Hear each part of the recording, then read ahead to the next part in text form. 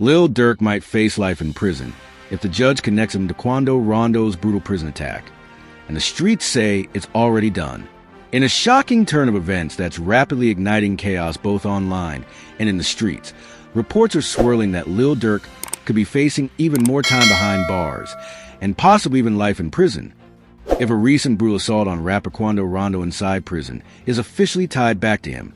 Although no direct evidence currently links Durk to the attack, insiders close to the streets, prison sources, and hip-hop watchers are saying the same thing.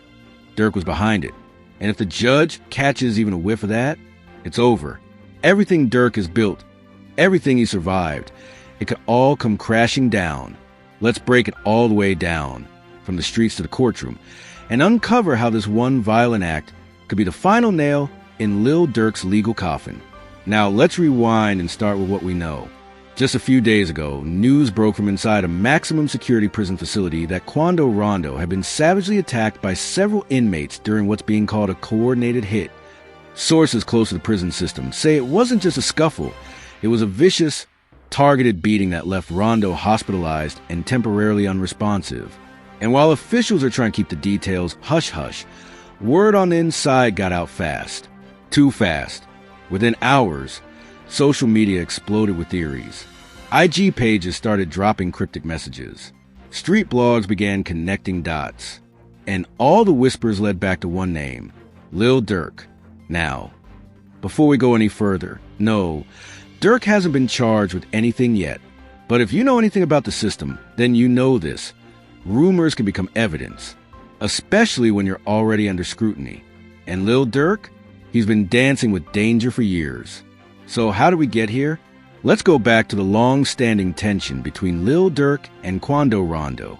This isn't new. Their beef goes all the way back to the night King Von was killed. November 6, 2020.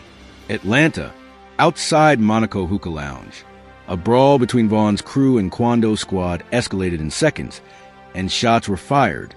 King Von was gunned down. The man charged? Timothy Leaks, also known as Lil Tim, a close associate of Quando Rondo. That night changed everything. Since then, Lil Durk has never been the same. His music turned darker. His interviews got colder. The man lost a brother, a protege, a real one. And while he's always played the legal line carefully, the tension between him and Quando Rondo has remained thick, boiling, and unresolved. Fast forward to now. Quando's locked up, serving time, vulnerable. And then suddenly, he gets jumped, nearly killed, and the people who did it reportedly came from the same part of the map that Durk's people run. Coincidence? The streets don't think so. In fact, one insider, who claims to have ties in both Chicago and Georgia, said this: "Ain't nobody even trying to hide it. That hit was for Vaughn. That was message sent, message received." Now here's where it gets really dangerous for Durk. Because even if he didn't say a word, didn't send a text, didn't make a call, the fact that people think he orchestrated the attack is bad enough. And if anyone involved in the prison beatdown gets caught and mentions his name, that could spark a whole new investigation. And if a judge believes even a shred of it, Lil Durk could go away forever. That's right, life imprisonment. Not 5 more years. Not 10.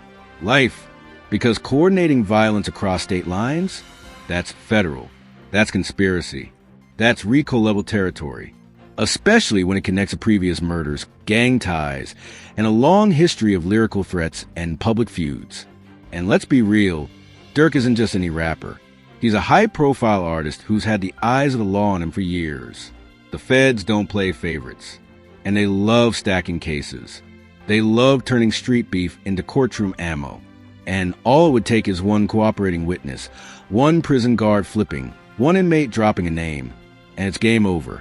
To make matters worse, Durk's legal team is already juggling open cases and previous violations. They've worked overtime to clean up his image, to present him as a change man, a family guy, a businessman. But this, if it sticks, it tears all that down. Now, let's dig deeper into what really went down inside that prison. According to multiple sources, Quando Rondo was ambushed during a routine yard period. Reports say at least 3 inmates rushed him, caught him off guard and began attacking him with makeshift weapons. It wasn't a random brawl. It wasn't over food or cards. This was a hit. And here's what's chilling. Guards said none of the attackers even spoke during the assault. No yelling, no taunting, just pure violence. That kind of silence? That's how professional hits go down. That's message delivery. It's less about killing the target, more about leaving a scar, a statement.